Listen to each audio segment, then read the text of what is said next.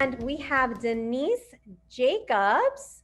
Can we go ahead and spotlight Denise? Hello, hello. Hello, how are you? Oh, I am doing great. How are you in sunny South Florida at the moment? I am in Miami. Okay, yay. Yep. So Not as good as Maui, but I guess it's, it's close, right? I mean, we got things good too here, right? We don't do so badly for ourselves. So I wanted to quickly introduce Denise.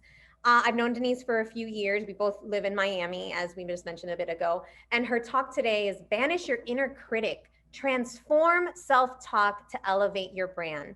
Denise is a speaker, author, and creativity evangelist who speaks at conferences and consults with companies worldwide. As the founder and CEO of the Creative Dose, she's a keynote speaker and trainer. She helps individuals and companies unleash their creativity through banishing their inner critic and hacking their creative brains. Denise's keynotes and trainings give a creative dose, an injection of inspiration, and immediately applicable tools to help people do their best work. Through working with Denise, people become engaged contributors, synergistic collaborators, and authentic leaders. Denise is the author of Banish Your Inner Critic, the premier handbook on silencing fears to unleash creativity. So welcome again. Yes, I love that. Welcome again. It was actually, I know you just launched the book a little bit ago, right? Like over the last, it was 4 years already? It'll be 4 years on June 6th, so 2017. What were you relaunching it, or did you just have were you changing the cover or something? Remember we were talking about? Oh no, there was an issue. My publisher is very special. Got it. Okay, I thought there was maybe a new thing that you were relaunching or something, but okay. Well, the book is 4 years old and it is incredible. I actually have a copy and I started reading it. So thank you. I learned so much from just the little bits that I had read so far. And so just talking about this book, because I think that it's crucial for us mission makers, as change makers. We're stepping out into the world. We're speaking on bigger stages, making a bigger impact. The little voice, the inner critic, is going to come out. It just inevitably does. And so in the book, you wrote a story, or you shared a story about when you were writing one of your previous books and how you managed your critic then. I would love for you to share that story and what you learned from that experience. So my first book is actually not a book on self-improvement. It is actually a tech book. It's called the CSS Detective Guide. And, I'd been wanting to be an author basically since I was about 20 or 21 years old, and just kept thinking that it was something that was so out of reach and so inaccessible. But finally had this opportunity where basically I volunteered myself as an author for a publishing company. And they were like, there's a book that I was talking to an acquisitions editor. She was like, there's this book I want to get written about how to solve CSS. CSS is a code that goes with HTML that makes web pages look pretty, basically. And she was like, I want somebody to write this. And I was like, I could write that book because I used to teach web design and web development. She was like, fantastic. So we get the contract together, we do everything, and then it comes time for me to start writing the book. And I am paralyzed by self-doubt. Like paralyzed to the extent, not like, oh, this is going to be really hard, but I literally spent 4 hours on the couch crying for 2 days straight. And finally would get up and get myself together and get to the computer just to start doing research, and would end up crying again. And it was just this horrible cycle, right? And so finally I reached out to some people. I was like, look, I'm having this really horrible time. I got support, I got myself together, and I started writing the book. But basically every single day, this self-doubt was there. And it got so bad, kind of like in month number 4, it got so bad that I started doing research on how to overcome self-doubt. And I found this article, and in the article, she was talking about ways of silencing your inner critic. And she actually said this quote from this book by this author, a poet named Sark. And she said, "You should banish your inner critic to go search for rare lemurs in Madagascar." And I was like, huh, banish your inner critic. I really like the sound of that. And so it was simmering and simmering. Finally, at the end of writing the book, so now here we are, 9 months. It was like basically like having a baby. 9 months. I've tried all of these tricks. I've tried to distract my inner critic. I've told it to come back later. I've given myself permission to just do stuff really badly. Like I was like, okay, I'm going to write a really bad sentence, and then I'm going to write a really bad paragraph, and this chapter is going to suck, and it doesn't matter. I just need to write it, right? Finally, after all of that, I get through, I get over the finish line. I turn in a manuscript, and then I have to make a website for the book on making websites so that I can go to South by Southwest and not be embarrassed. And while I was working on the website, I had this amazing experience. And so how many of y'all have been in a flow state, been in the zone, been like totally just taken over? Time passed, you didn't know how long it had been, or even it compressed really, that you're like, I thought it's been 2 hours, but it's only been 10 minutes, or I thought it was been 10 minutes and it's been like 5 hours. Forgot to eat, forgot to use the bathroom. You guys know what I'm talking about, right? You feel energized. You feel like, well, so what's it actually? I'm just curious. Let me just break the story for a moment. What does it feel like? Tell me in the chat. What does it feel like when you're in the zone? What does that feel like? What is that? What are some of those feelings that you have? I love hearing this from people, by the way. What do we got here? I know you guys have got some good juicy ones. Mm-hmm.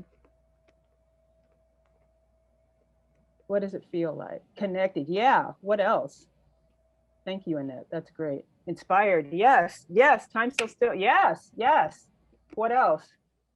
Everything just flows. Everybody happy. Yes, exactly. And what else does it feel like physically? Yeah, like you are creativity. Absolutely, Erin. Absolutely. Like totally in the zone, nothing else in your consciousness. And do you feel like almost like you disappear and it's just like about you and the goosebumps? Oh yeah, sometimes, right? And it's like you disappear and it's just you and the thing that you're creating and this thing that you're bringing into being, or this experience that you're in the middle of. Feel like that for you too? Yeah, sometimes you just want to, yes, because it's so great. So I was having that experience. I was designing the website. I had some jazz on, some Miles Davis and some Coltrane and some Ben Webster. And I was just in the zone, and I was happy and I was excited about what I was doing. And this was so startling and such a stark contrast to what I had been experienced the whole previous 9 months before that. This was the first time, I'm going to get emotional about this, most likely, because I get emotionally very easily anyway. But this was the first time in 9 months that I felt confident about what I was capable of doing creatively, about what it was that I could create, that like just, and then also kind of like what I could do in general, right? Like if I can do this, if I can write a book about designing websites and stuff, while all of this time I was dealing with imposter syndrome and thinking that I wasn't good enough and thinking that I shouldn't be writing this book and all this stuff, then what else could I do? And that was really the turning point. And after that, I was like, God, I don't even want to teach people about how to do websites and stuff. I want to teach people how to get to this place, how to get into the zone, how to channel your creativity, how to embrace it and accept it and unleash it into the world. And I'm not just talking about design. I'm talking about however it is you are creative. Maybe you're a strategic genius. Maybe you're amazing at coming up with events, just like this one. Maybe you're a phenomenal speaker, you don't know it. Maybe you're like an amazing teacher. Maybe you're great at bringing people together. Your creativity doesn't necessarily mean that you're good at arts or you're good at music or you're a writer or anything like that. That's such a limited way of thinking about it. And so for me, I was like, I don't really care how it is that people are creative. I just want them to feel the empowerment that they feel from embracing and expressing that part of themselves, that genius part of themselves. And so that's what happened. I love that. So it was the creativity and the flow. Those were the two Mm-hmm. big takeaways from that. So, and the lack of the inner critic. That was really it. You can't get, sorry, I'm skipping ahead. I just can't I get excited. You can't have flow and creativity when your inner critic is present. Right. And all the research that I started doing after that point in time kept leading back to the same thing. And so, right. So Annette knows what I'm talking about. And so that's what actually led me to start doing work around the inner critic, because I was like, oh, I can't get people to that place of flow and empowerment and feeling amazing and feeling like a badass. I can't get them to that place until, that's right, and the inner critic can't be present. As a matter of fact, can I share something? Can I share a fun fact with y'all? Okay, so let me just like put on my geeky neuroscience hat for a moment.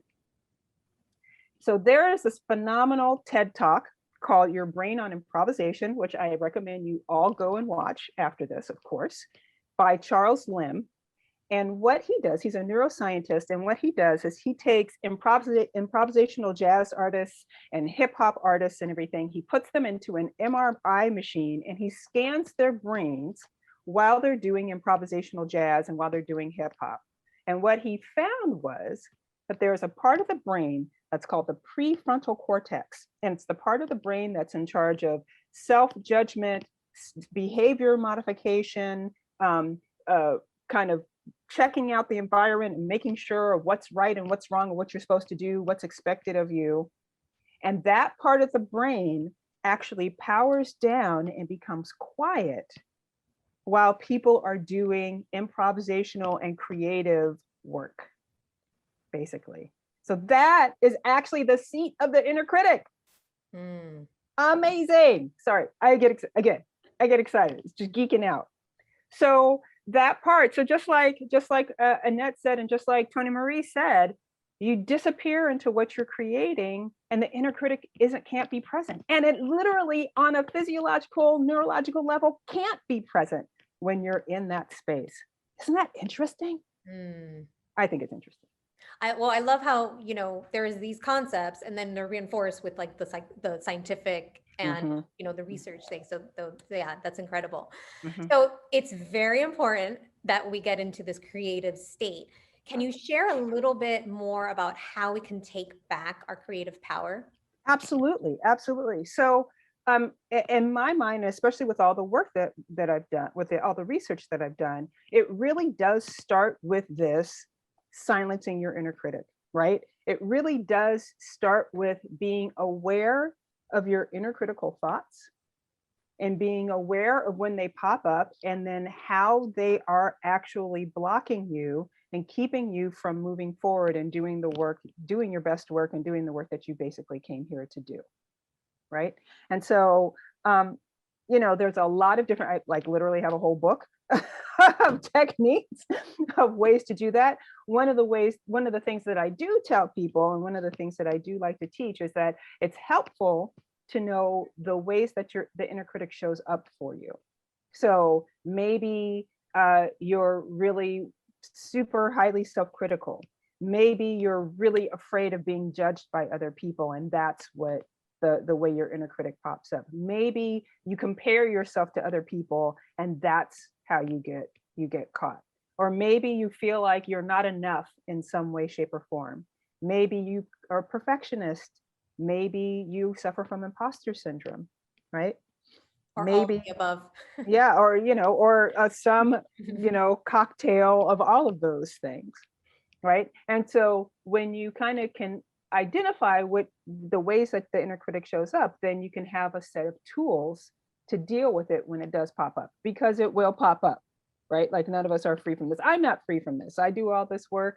Yes. So, and that said, did you say while doing improvisational creative work? I'm basically saying in that anytime you're in a place where you feel confident, where you feel focused, where you feel secure, and you're doing work, and things are, and you're basically in the flow, or you're in a close approximation there too, your inner critic is not present. That's one of the kind of almost the indications that your inner critic isn't present. Whereas when you feel blocked, when you feel suddenly tired, when you feel like you were like on and popping and all of a sudden you just can't come up with anything anymore, that's also a sure sign that your inner critic is like, oh, hi, did you call? You rang? Do I need to show up here and block everything? And so we need ways to deal with it. So funny story. I did improvised acting. When you said improv, that's the first thing that came to me. But I did it as a tool because I was so afraid of public speaking. It was a way to get me out. And so I was like, inner critic was on the entire time. So not that time when you're in that state. But after working at it a while, then I began to feel loose and just let it flow. So yeah, that's the type when we want to get into that state, not obviously when we're like, when you did improv too, I bet one of the things that you were probably surprised to find is that improv is a skill, right? It's a set of skills. There's a whole set of techniques that you go into. People don't just automatically go in and start doing stuff. They have to learn these sets of techniques. And the same thing, similarly, I think in a lot of ways, we need to learn a set of techniques to get ourselves out of that inner critic mode. Because honestly, I mean, y'all think about it. Think about this for just a few minutes. Think about how much you've been taught by literally almost everybody in your life, or at least all the like people of authority in your life, to have an inner critic, right? Your parents, oh, I don't know. I mean, do you think you'll really be able to do that? Or the teacher that's just like, oh, yeah, I just don't think you're very good at math. And so good luck with that. I mean, like all the things, you know, like, oh, you suck at throwing a football, like all the things. Girls can't run, like girls aren't good at math, whatever it is, right? And all of these things that have accumulated over time, and especially that were really potent when we were young, like that have set it up so that we basically have an inner critic. And then we hold ourselves back in the same way that the people who were important to us, who were authority figures, were trying to, quote, protect us, unquote. So Kathleen asked, what is the tools? And I was actually going to ask the very similar question. So when the self-judgment, the self-criticism, all of that shows up, what are some tools we can use to overcome it? So here's the good news, y'all. We already have 3 built-in mechanisms in our brains and kind of in our psyches that are there that basically will help to dismantle the inner critic. The first one's neuroplasticity, and that is our brain's ability to change in the face of different stimulus. The second one is mindfulness, and that's the being aware of our thoughts and feelings and then being able to choose one over the other. And then the third one is self-compassion, and that is treating ourselves with the same compassion that we would other people, right? Treating ourselves the same way we would a loved one or a friend. And so those 3 things together are really powerful. The really cool thing about neuroplasticity, and that most people are just like, well, that's nice, you know, okay, so different stimulus and everything, like how can I control that? Well, neuroplasticity is actually controlled by attention and focus. And so whatever thoughts you decide to put your attention and focus on, that will actually affect what is happening in your brain. Does that make sense? Can I get some nods here or some yeses in the chat? Does that make sense? So you've got that part. So putting your attention and focus on certain thoughts over other thoughts, totally something we can do. And then Then you add mindfulness to that, which is actually being able to be a little more objective about your thoughts, being able to look at your thoughts and say, oh, hey, I'm thinking that one set of thing, but I could think something else, and making a choice. Can we do an exercise really fast? Absolutely. Yes. Yes. Okay. Okay, so this is what I want everybody to do. So everybody's sitting there at your computers, you're hanging out. What I want you to do is to take your hands and to put them up in front of your face like this, okay? And then I want you to take all of your attention and focus and put it on one hand. And so when I say put your attention and your focus on that hand, I want you to actually look at that hand and examine it like you've never seen it before. Look at all of the texture of your skin on your palm and the lines in your hands, and maybe the way the veins look underneath the skin, and the shape of your hand and the shape of your fingers. Look at all of the details. Maybe you're wearing a ring. You can look at the details on your ring. Like, put all of your attention and focus on that one hand. And then while you're doing that, because our brains can do multiple things at the same time, imagine that that hand is holding all of those thoughts and all of those things that your inner critic tells you, and especially when it comes to all the stuff about being, an entrepreneur, or like somebody who's going to be stepping into their power and speaking their truth and everything. But imagine all of those fears that you have and all those things you tell yourself, like, who's going to listen to what I have to say? And what if nobody believes me? And what if I don't know enough? And what if I need to do this? And what if I'm not, being integrous enough? And all of these things. So keep your attention and focus there. And then slowly shift your attention and your focus from your first hand to your second hand. And in the same way, check out all of the details about this hand. As a matter of fact, you can even think about all the ways that this hand is different from the other hands.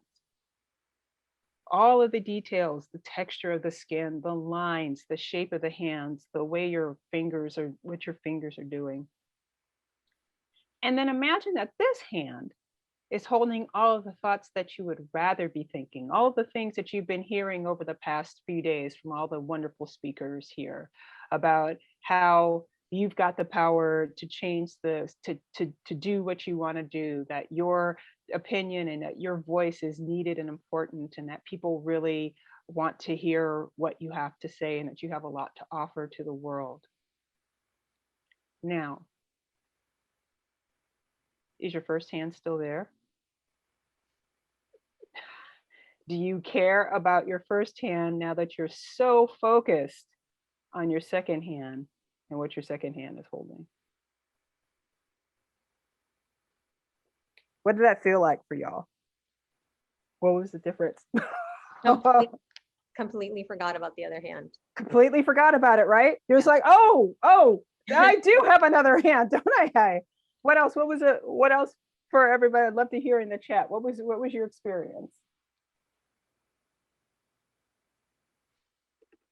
What happened to that second hand? What happened to the first hand? What were the differences? What did you feel like when you were thinking one set of thoughts over the other? Yeah, right? Love the second hand, right? And did you also feel, one of the things I love about this exercise is that you can actually viscerally feel how you can shift from one set of thoughts to another, right? That you can make this deliberate choice. As a matter of fact, what I like to tell people is, if you're ever in a period where your brain starts cycling on a bunch of negative thoughts and you start to go into a fear spiral, hold your hands up and just do the exercise. Think about the first hand, look at it, put all of those negative thoughts in the first one, and then shift your focus to the second hand, put all the positive self-supporting thoughts, even if the thought, if you're just stretching and you're just like, I'm okay, even if it's just that, right? So that you can actually see how much choice and how much power you have over choosing one set of thoughts over another. Thank you, guys. Wow. Thank you. That's powerful. Right? And so, a lot of times we get a lot of information but sometimes just making those experiential, those experiences can help us to really integrate and take the next action steps to integrate that information. So thank you for sharing that. You're welcome. Before we share your gift, actually, I'd love for everyone to give love to Denise in the chat and type in any takeaways that you've had from this conversation so far. And I also want to mention your free gift is the 5 creativity hacks to make shift happen, which I love that title. And to me, it sounds pretty self-explanatory, but was there anything you wanted to add to that? No, it's nice. It's you can print it out and kind of set it up someplace where that can just remind you of, like, whenever you have these moments. It's a lot like this exercise, actually. When you ever have those moments where you're feeling a little stuck and you're feeling like, I just need to shift into a different place, that any one of those 5 or all of them in combination will be really powerful tools to help you shift into a different place. Yeah, I'm a big believer in shifting. I use dance movement, and we're going to talk about it in my next talk, but like using physiological things to shift the energy, shift our frequency, shift the vibration. So absolutely, I love that. And one final question. Tell me everything. I had maybe like a 1.5, but I think we might be okay. Okay. I wanted to know, because I know that you're a professional speaker. I am indeed. And you had to develop those skills. So if you can say this succinctly, I think you could do it. What was your biggest challenge in really getting yourself to step up to be a professional speaker? And how did you overcome that? Was there one particular tool, or was it many? No, I think that first of all, just doing the reps really helped. But I think the thing that really made the difference for me in being a professional speaker is believing in myself. And so one of the reasons I even took the book deal was because I wanted to use the book deal to give myself the authority so that I could feel more confident about going to speak. But when I started speaking, one of the things I realized was I always had speaking in me. I didn't necessarily need to be an author. The author gave me a little more self-confidence, but I was always a speaker, right? I've always been a teacher. I've always been a speaker. And one of the things I used to say was, I know I'm a good speaker. Nobody else knows that I'm a good speaker. So I just need to be in front of a lot more people so that they all know that I'm a good speaker. I love that. I love that. Thank you so much. And as we wrap, the last quick question is, what advice would you give your younger self? One of the things that I would tell my younger self, and this is actually something that I've just come to recently within the last several months, and that is that I would tell my younger self that there is so much more to you than you ever thought possible. And never, ever become complacent or think that you know your limits, because you can do more than you ever thought. You are capable of so much more than you ever thought. And you will keep finding out what you're capable of more and more and more the older you get, and it's going to be phenomenal.